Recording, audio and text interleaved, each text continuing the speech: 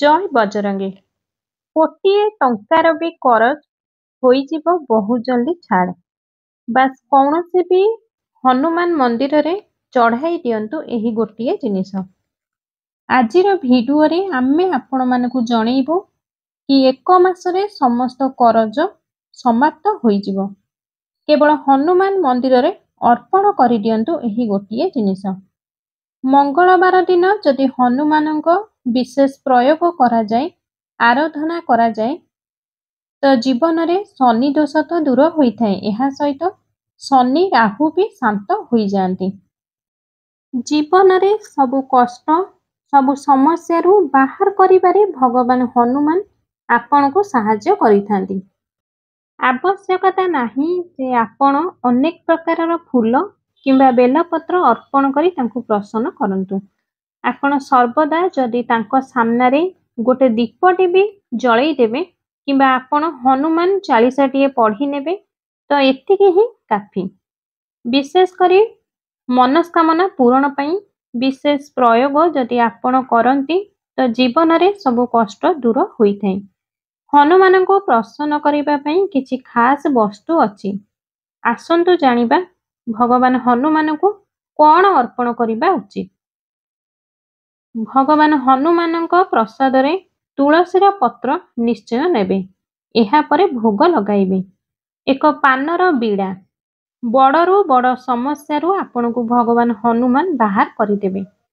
ଯଦି ଆପଣ ମଙ୍ଗଳବାର ଦିନ ସନ୍ଧ୍ୟାରେ ଭଗବାନ ହନୁମାନଙ୍କୁ ପାନର ବିଡ଼ା ଅର୍ପଣ କରନ୍ତି, ତ ପାନପତ୍ରରେ ଆପଣ ଜର୍ଦା ଏବଂ ଚୂନ ଦେବେ ନାହିଁ, କେବଳ ମିଠା ପାନ ସାଧାରେ ବନେଇ ଦେବେ।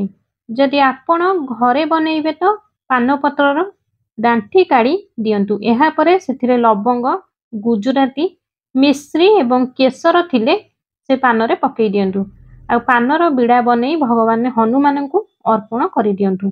ମନେ ରଖନ୍ତୁ, ସେହି ପାନରେ ଲବଙ୍ଗ ନିଶ୍ଚୟ ପକେଇବେ।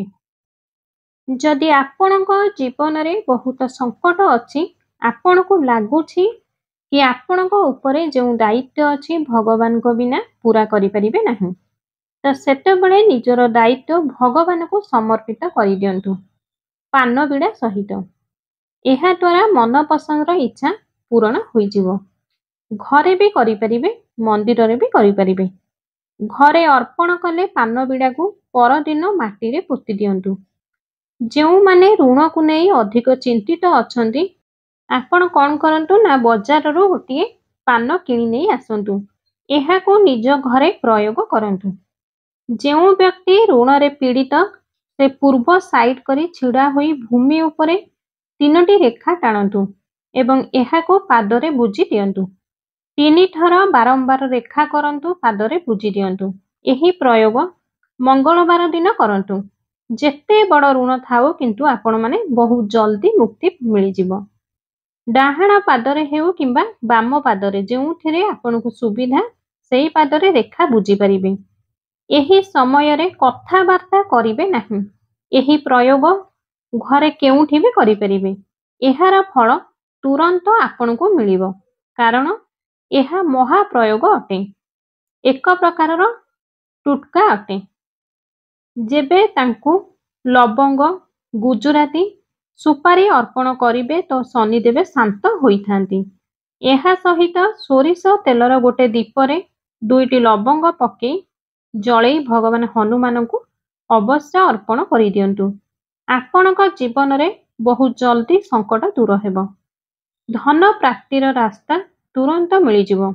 ଆପଣଙ୍କ ଜୀବନରେ ସମସ୍ତ ସମସ୍ୟା ଦୂର ହୋଇଯିବ। କେବେ କେବେ କ'ଣ ହୋଇଥାଏ ନା ଜୀବନରେ ଅନେକ ଅସୁବିଧା ଆସିଥାଏ, ଧନର ସମସ୍ୟା ଆସିଥାଏ। ତ ଗୋଟେ ଛୋଟ ପ୍ରୟୋଗ ଆପଣ କରିବେ। ଯେବେ ଆପଣଙ୍କୁ ଲାଗିବ ଧନର ସମସ୍ୟା ବଢ଼ିଯାଇଛି, କେହି ଆପଣଙ୍କ ଜୀବନରେ ଯାଦୁ ମନ୍ତ୍ର ତନ୍ତ୍ର କରିଦେଇଛି କିମ୍ବା କାହାର ନଜର ଲାଗିଯାଇଛି, ତ ପାଣି ଥିବା ନଡ଼ିଆଟିଏ ନିଅନ୍ତୁ। ଏଥିରେ ସିନ୍ଦୁରରେ ସ୍ୱସ୍ତିକ ବନେଇ ଦିଅନ୍ତୁ ଏବଂ ଲାଲ ସୂତା ବାନ୍ଧି ଦିଅନ୍ତୁ ଏବଂ ସେହି ନଡ଼ିଆକୁ ଭଗବାନ ହନୁମାନଙ୍କ ଚରଣରେ ରଖିଦିଅନ୍ତୁ। କେବଳ ଗୋଟିଏ ନଡ଼ିଆ ନେବେ। 11 ମଙ୍ଗଳବାର ଲଗାତାର ଏମିତି କରନ୍ତୁ। ଥରେ ଅର୍ପଣ କରିବେ, ଉଠେଇ ରଖିଦେବେ, ଆଉ ଥରେ ଅର୍ପଣ କରିବେ। ଏମିତି 11 ମଙ୍ଗଳବାର କରନ୍ତୁ। ଏହି ନଡ଼ିଆକୁ ଲାଲ କପଡ଼ାରେ ସୋରିଷ ସହିତ ବାନ୍ଧି ଘରର ଦ୍ୱାରରେ ବାନ୍ଧି ଦିଅନ୍ତୁ। ଯଦି ଆପଣଙ୍କ କୁଣ୍ଡଳୀରେ ମଙ୍ଗଳ ଖରାପ ହୋଇଥାଏ ତ ଆପଣଙ୍କୁ ଲାଗୁଛି କି ମଙ୍ଗଳ ଦୋଷ କାରଣରୁ ସବୁବେଳେ ସମସ୍ୟା ଆସୁଛି, ଦୁର୍ଘଟଣାର ଯୋଗ, ଭାଇ ଭଉଣୀଙ୍କ ସହିତ ସମ୍ପର୍କ ଭଲ ରୁହେ ନାହିଁ, ଭୂମିଧନର ସୁଖ ନାହିଁ, ସେତେବେଳେ ମଙ୍ଗଳବାର ଦିନ ଯେତେବେଳେ ଆପଣ ପୂଜାପାଠ କରନ୍ତି ତ ଦୀପ ତଳେ ଲାଲ ମସୁର ଡାଲିର 2ରୁ 4ଟି ଦାନା ରଖି ଜଳାନ୍ତୁ। ମଙ୍ଗଳଙ୍କୁ ଶାନ୍ତ କରିବା ପାଇଁ ଗୁଡ଼, ଚିନି ଏବଂ ବୁଟର ଭୋଗ ଭଗବାନ ହନୁମାନଙ୍କ ମନ୍ଦିରରେ ଯାଇ ଅର୍ପଣ କରନ୍ତୁ। ଏହି ନିୟମଟି କରିବା ଦ୍ୱାରା ସମସ୍ତ ସମସ୍ୟା ଆପଣଙ୍କର ଦୂର ହୋଇଥାଏ। ଭଗବାନ ହନୁମାନଙ୍କୁ ଯଦି ବୁନ୍ଦିର ଲଡ଼ୁ ଅର୍ପଣ କରିବେ ତ ଆପଣଙ୍କର ସମସ୍ତ ଗ୍ରହ ଶାନ୍ତ ହୋଇଯାନ୍ତି। ମନପସନ୍ଦର ମନସ୍କାମନା ପୂରଣ ହୋଇଥାଏ। ବୁନ୍ଦିର ଲଡ଼ୁ ଅର୍ପଣ କଲେ ବି ପାପୀ ଗ୍ରହ ବି କାବୁରେ ଆସିଥାନ୍ତି। ଏବେ ଆସନ୍ତୁ ଜାଣିବା ଖାସ୍ ନିୟମଟି କ'ଣ? ଅଟାର ଦୀପ। ଯଦି ଆପଣ କରଜରେ ଫସି ରହିଛନ୍ତି, ଧନର ବହୁତ ସମସ୍ୟା ଅଛି, ତ ଛୋଟ ପ୍ରୟୋଗଟିଏ କରନ୍ତୁ। ଅଟା ନେଇ ସେଥିରେ ଆପଣ 5ଟି ଦୀପ ବନେଇ ଦିଅନ୍ତୁ। ବରଗଛର 5ଟି ପତ୍ର ନିଅନ୍ତୁ। ସନ୍ଧ୍ୟା ସମୟରେ ଏହି ପ୍ରୟୋଗଟି କରିବେ। ପ୍ରତ୍ୟେକ ପତ୍ର ଉପରେ ଗୋଟିଏ ଲେଖାଏଁ ଦୀପ ରଖିଦିଅନ୍ତୁ। ଏବେ ଏହି ଦୀପରେ ତୁଳାବତୀ ଏବଂ ଘିଅ ଦିଅନ୍ତୁ ଏବଂ ଭଗବାନ ହନୁମାନଙ୍କ ମନ୍ଦିରକୁ ଯାଆନ୍ତୁ। ଗୋଟେ ଥାଳିରେ ବରପତ୍ର ରଖି 5ଟି ଦୀପ ତାହା ଉପରେ ରଖି ଦିଅନ୍ତୁ। ଭଗବାନ ହନୁମାନଙ୍କ ମନ୍ଦିରରେ ଯାଇ ଜଳେଇ ଆଳତି କରନ୍ତୁ। ଶନିଦେବଙ୍କ ବାଧା ଶାନ୍ତ କରିବ, କରଜର ସମସ୍ୟାରୁ ଦୂର ହୋଇଯିବ, ଜୀବନରେ କଷ୍ଟ ସମାପ୍ତ ହେବ ଏବଂ ଯଦି ଧନ ଆସିବାର ରାସ୍ତା ବନ୍ଦ ଥିବ ତାହା ମଧ୍ୟ ବହୁ ଜଲ୍ଦି ଖୋଲିଯିବ। ଅଷ୍ଟଗଛର ପ୍ରୟୋଗ ବି ମାଳା ବନେଇ ଭଗବାନ ହନୁମାନଙ୍କୁ ଅର୍ପଣ କରିବା ଉଚିତ। ଏହା ଦ୍ୱାରା ବି ଆପଣ ଋଣରୁ ମୁକ୍ତି ପାଇଥାନ୍ତି। ଆପଣ ଏଥିପାଇଁ 11ଟି ଓସ୍ତଗଛର ପତ୍ର ନିଅନ୍ତୁ। ପତ୍ରକୁ ଧୋଇ ସଫା କରିଦିଅନ୍ତୁ।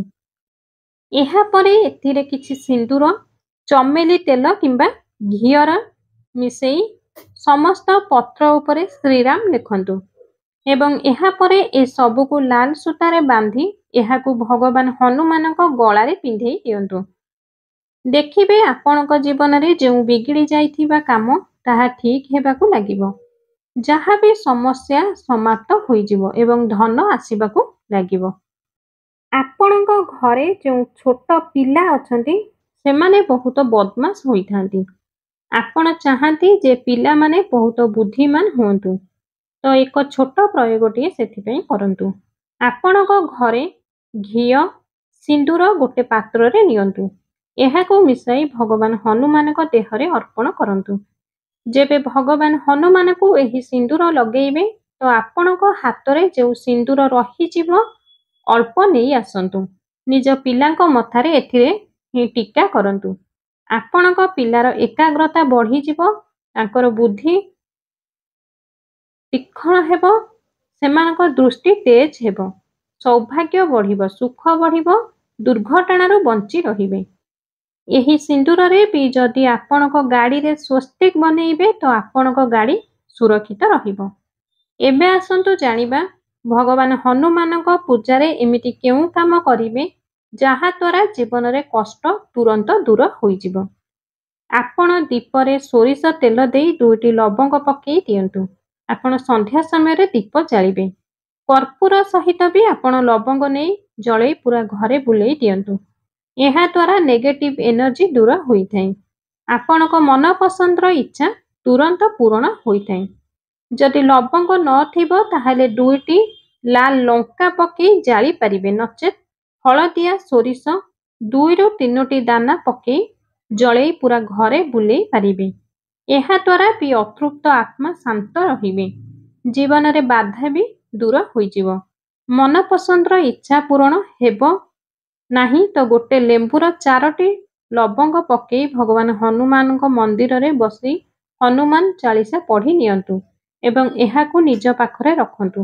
ଯାହା ମନସ୍କାମନା ଥିବ ତାହା ତୁରନ୍ତ ସଫଳ ହୋଇଯିବ।